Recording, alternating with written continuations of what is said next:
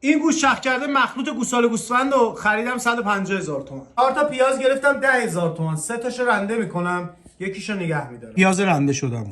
ترکیب ادویه‌ام تو کپشن واسط نوشتم. در اومد 2,000 تومان. اینم نمک. هم دیگه ترکیبشون کن. نیم ساعتم بذار داخل فریزر بمونه. این 3 تا گوجه‌ام گرفتم 8,000 تومان. بذار خوب کبابی بشه این گوجه ها. اینم از اون یه دونه پیازی که نگه داشتیم. اینم اندازه 2,000 تومان جعفر. یه پیاله سس مایونز در اومد 5,000 تومان. یه قاشق هم آب لیمو بهش اضافه می‌کنیم. نمک.